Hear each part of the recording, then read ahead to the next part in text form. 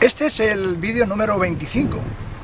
Los que habéis escuchado parte del mismo, recordaréis que en el primer capítulo explicamos por qué el título de Jaque a la Ciencia. En realidad se trataba de una pregunta, no de una afirmación.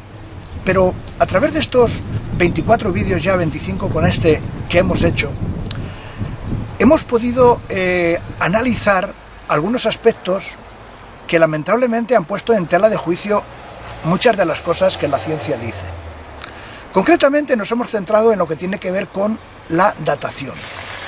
Y con respecto a la datación, pues descubrimos cosas bastante curiosas y sorprendentes. Por ejemplo, descubrimos que el carbono 14 y otros métodos tienen muchas limitaciones y muy bien se les podía comparar a relojes estropeados porque realmente los datos que dan no son nada fiables. Hablamos también del ADN, del cual se ha pontificado, se han dicho muchas cosas, se han hecho muchas afirmaciones, pero lo cierto es que el ser humano solamente es capaz de saber lo que ese ADN representa en un limitado, si acaso, 2%.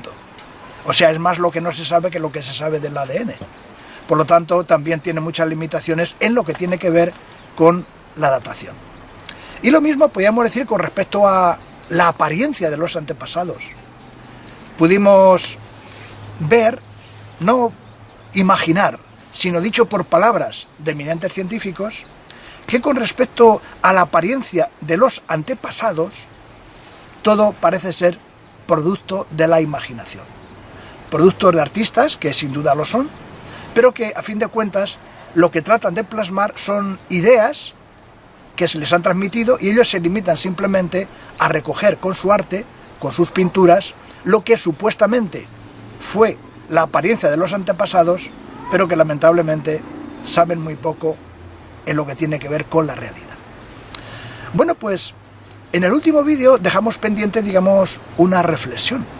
Y la reflexión tiene que ver con qué se esconde tras esos datos con los cuales lamentablemente se confunden a las masas. Y lo decimos con propiedad porque muchas de estas cosas es lo que a las masas se les transmiten, pero que luego uno observa que científicamente tienen muy poca base. Por eso es pertinente el que uno se plantee cuál es la raíz de todo esto, qué es lo que se esconde, cuál es el motivo por el cual pues se hacen estas afirmaciones que a veces no se sostienen con la realidad científica. Bueno, precisamente para averiguarlo vamos a ir al origen, al por qué se dan datos con respecto a la datación, con respecto al origen del ser humano en la Tierra, que son bastante cuestionables. Y es por eso que vamos a introducir en esta serie a un personaje que es clave para entender muchos detalles. ¿A quién me estoy refiriendo? Me estoy refiriendo a Charles Darwin. Evidentemente, Charles Darwin pues es un personaje sumamente conocido. Bueno, sobre todo es conocido su llamada teoría de la evolución. Ahora bien, ¿realmente Darwin es tan importante como dicen que lo es? Bueno, no hace mucho se hicieron algunos de los aniversarios relacionados con él mismo como persona y con su libro, en los cuales se le reconoce como uno de los grandes investigadores de la historia. Incluso algunos van más lejos, no solamente dicen que fue un gran, digamos, científico, un gran investigador, sino incluso un gran economista. Luego, evidentemente, se le pone realmente en un nivel, bueno, comparable a los grandes científicos de la historia, Einstein, Newton y otros. Por lo tanto, conviene que uno se pregunte, ¿realmente Darwin es un personaje tan importante como se nos ha enseñado? ¿O cuánto hay de verdad y cuánto hay de propaganda en lo que tiene que ver con este personaje? Pueden parecer unas preguntas un tanto exageradas, pero realmente no lo son. Y tendrán posibilidad de comprobarlo porque lo que vamos a aportar son datos contrastados. Y luego vamos a dejar que sea cada uno el que saque sus propias conclusiones. Es pertinente decir esto porque muchas veces son las cosas que se transmiten y otra cosa son las realidades. Una cosa es lo que se dice de un personaje y otra cosa diferente es lo que él mismo dijo. Y a veces es importante averiguar estas cosas para saber hasta qué punto Darwin es ese eminente científico del que hablan. Una de las cosas que vamos a tratar de analizar en principio, sobre todo porque estos datos no es que sean datos ocultos, no, son datos que están al alcance de toda la gente. Lo que pasa es que a mucha gente se limita solamente a conocer superficialmente algunos de estos datos. Así que observen, por ejemplo, lo que dice esta imagen que tenemos aquí delante, ¿no? Dice 1 de julio de 1858. En la Sociedad Linneana de Londres, Charles Darwin y Alfred Russel Wallace realizan una lectura conjunta de sus textos que establecen los principios de la teoría de la evolución mediante la selección natural. ¿No hay nada que le llame la atención en esta lectura? Sí, aquí se está hablando nada más y nada menos que de Alfred Russel Wallace, en la que se da a entender que los dos, él y Charles Darwin, son los originadores de la teoría de la evolución. Y si esto es así, ¿a qué es debido que este Russel Wallace prácticamente sea un personaje desconocido? Pues evidentemente el averiguarlo es muy significativo, es muy importante.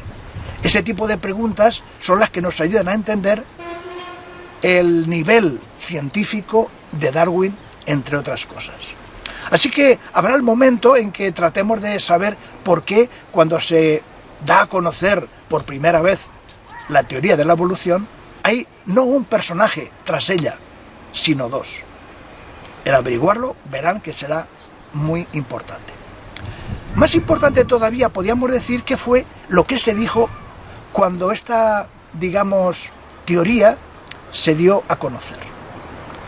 Lo cierto es que al principio esto lo conocieron unas pocas personas. No es que fue algo que fue aclamado en el mundo entero. No, esto solamente fue algo que en un grupo muy limitado de personas se dijo. Y hubo uno de ellos concretamente que noten la afirmación tajante que hizo respecto a lo que esta teoría planteaba.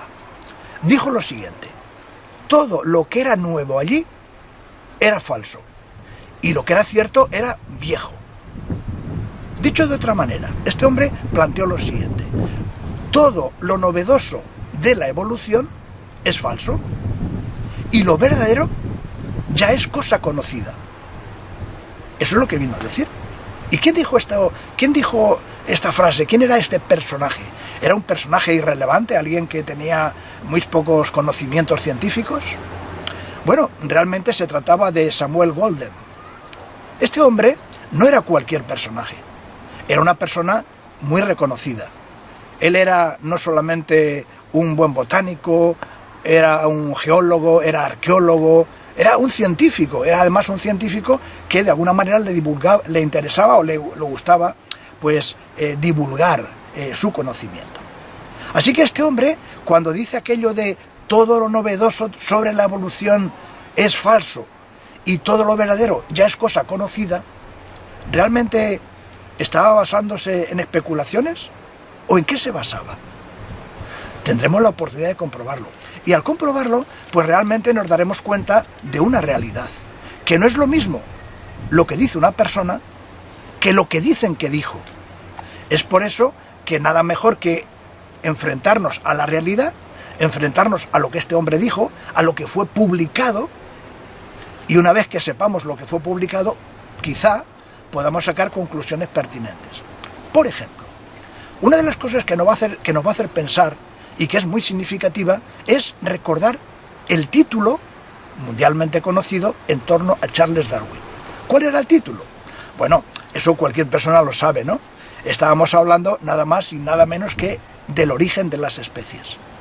Pero si observan en una, digamos, en una edición, digamos, en la primera edición que se hizo de este libro, el título no solamente era del origen de las especies, era algo más. Decía exactamente lo siguiente.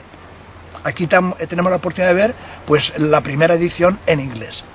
Venía a decir en español lo siguiente: el origen de las especies mediante la selección natural o la preservación de las razas favorecidas en la lucha por la vida.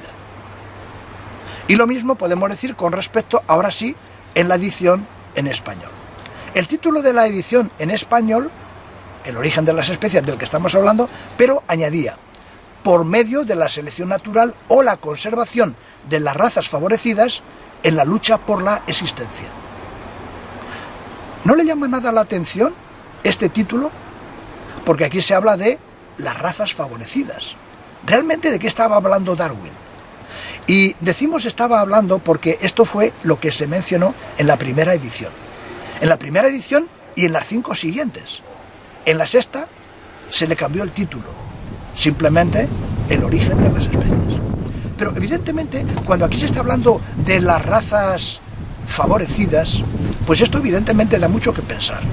Porque de alguna forma, como tendremos oportunidad de comprobar con datos contrastados, es que tras esas razas favorecidas había algo que de alguna forma ponía de relieve el pensamiento de Darwin, de la gente de su generación y de la gente del mundo en el que él vivía. ¿Por qué ellos pensaban que habían unas razas favorecidas? ¿Tiene esto algo que ver con el éxito que este libro llegó a tener en el mundo entero y sigue teniendo? Pues precisamente eso es lo que vamos a tratar de averiguar. Tendrán oportunidad de contrastar por vosotros mismos los datos que estamos mencionando, porque nos basaremos no en opiniones, nos basaremos en datos reales que cualquier persona puede contrastar por sí misma. Tendremos oportunidad de comprobarlo, pero serán en los próximos vídeos.